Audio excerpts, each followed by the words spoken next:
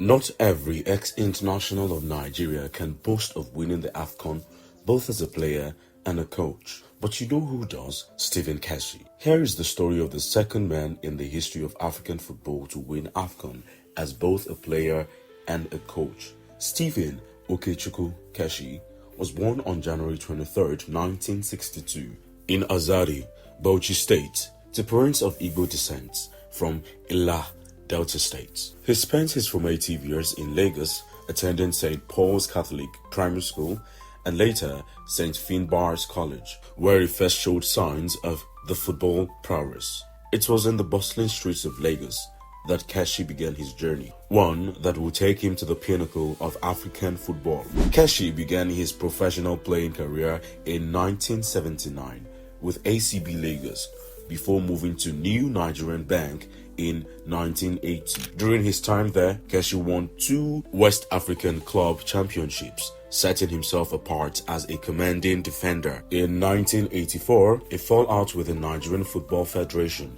led to his ban from football activities in Nigeria. Undeterred, Keshi took his talents to Ivory Coast, playing the Stade d'Abidjan and later Africa Sports. With the latter, he won the domestic league and cup double. By the mid-1980s, Keshi found a new home in Belgium, where he achieved legendary status with Anderlecht. His towering presence in defense and leadership qualities helped the club secure 2 Belgian league titles and several domestic trophies. Keshi was not just a player, but a leader, earning the nickname the Big Boss for his commanding influence on and off the pitch. Keshi's national team career was nothing short of iconic. Between 1981 and 1995, he earned 60 caps for Nigeria, captaining the Super Eagles to numerous victories. The pinnacle of his playing career came in 1994 when Keshi led Nigeria to its second Africa Cup of Nations AFCON title.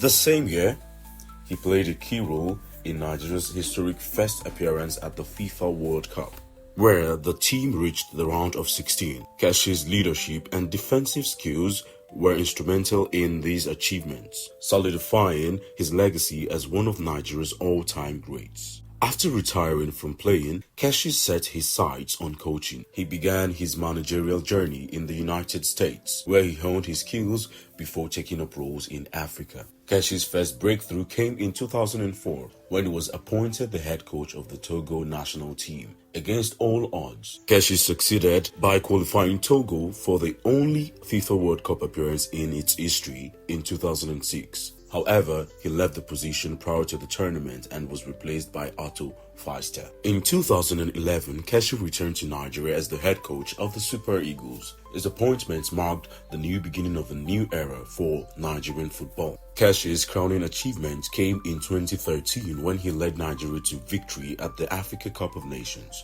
The Super Eagles defeated Burkina Faso 1-0 in the final, and Keshi became only the second man in African football history to win the tournament both as a player and a coach, along with Egypt's Mahmoud El Gohadi. This monumental feat earned him the CAF Coach of the Year award and the adoration of the nation. That same year, Keshi guided Nigeria to the 2014 FIFA World Cup. Under his leadership, the team reached the knockout stages, showcasing their resilience and tactical discipline. Despite challenges, including a brief resignation and public criticism, Keshi's commitment to Nigerian football remained unwavering. The Big Boss etched his name into Nigerian football history with unparalleled achievements during his tenure as the Super Eagles coach between 2011 and 2015. His leadership brought Nigeria the coveted 2013 AFCON title, a charmed bronze medal, and a memorable run to the second round of the 2014 FIFA World Cup. Yet,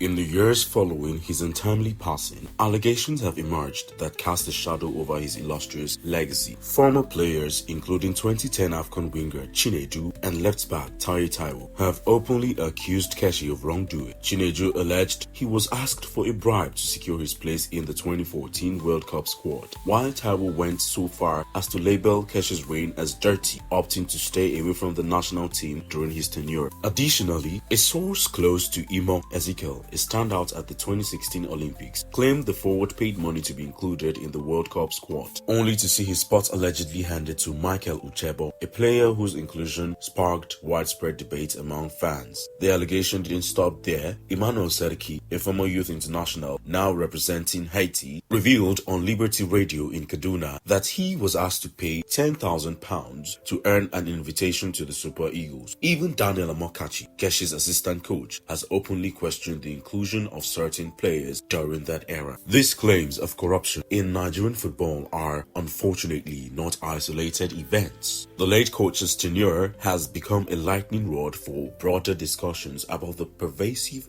nature of corruption in the country's sports system. Taribo West, an Olympic gold medalist from 1996, admitted that backdoor entries into the national team existed in his time, though in his words, it wasn't as high as it is today. As with all legacies, there are two sides to every story. Sadly, Stephen Keshi is no longer here to defend himself against these grave allegations. What cannot be taken away, however, is the immense joy and pride he brought to millions of Nigerians through his coaching acumen and leadership. With the stains of corruption threatening to overshadow his achievements, Keshi's AFCON gold, CHAN bronze, and 2014 World Cup heroics remains etched in the hearts of many. Beyond his achievements as a coach, Stephen Keshi was also deeply passionate about reforming the structural issues plaguing Nigerian football. Jennifer Keshi shared with Punch newspaper in 2020 her father's concerns about the state of sports at grassroots and national level. She revealed that Keshi was alarmed by the lack of equipment, proper facilities, and training opportunities for football players in Nigeria. These challenges were compounded by the undervaluation of local players in domestic clubs compared to their counterparts in international teams. My dad believed in local talents and worked tirelessly to ensure they were integrated into the national team, she said. Keshi's belief in grassroots development led him to scout for local talent, prioritizing chemistry and balance within the team over the reliance on big-name stars from international leagues. Every player needed to be a superstar, Jennifer emphasized, reflecting her father's vision of building a cohesive squad rooted in Nigerian soil. However, Keshi's advocacy extended beyond talent discovery. He fought to ensure players had the necessary tools and conditions to perform at their best. Jennifer recounted instances when her father had to leverage his connections to arrange friendly matches and training camps, particularly when resources were scarce. He also tackled the rampant issue of unpaid wages, which affected not only players but also Keshi himself during his tenure. There were so many times players weren't paid for months, and my dad went through the same, Jennifer said. Despite these challenges, Keshi remained steadfast in his commitment to the players and the game, often going above and beyond to address the gaps left by the football administration. His struggles with corruption in Nigerian football were no secret. Jennifer recalled her father's frustration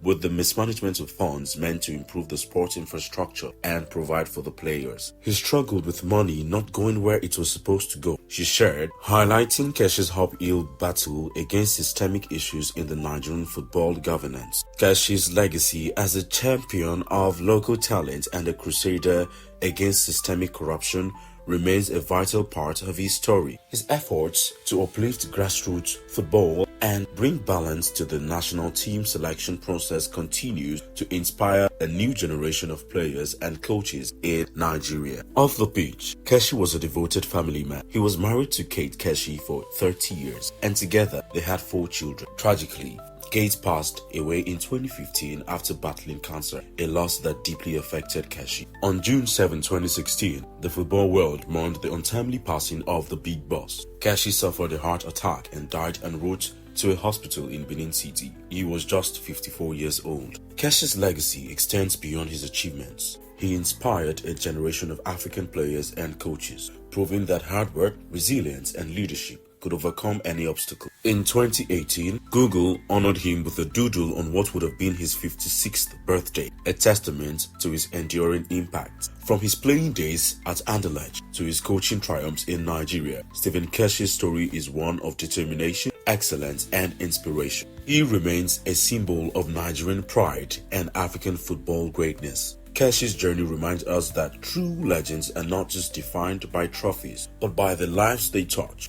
and the legacies they leave behind. And for Stephen Keshi, his legacy as the big boss will forever resonate in the hearts of football lovers around the world. That is the end of the video, guys. If you enjoyed the video, make sure to like, subscribe, and turn on the notification bell so you don't miss any new video from us. And let us know what is your best memory of the big boss Stephen Keshi in the comment below.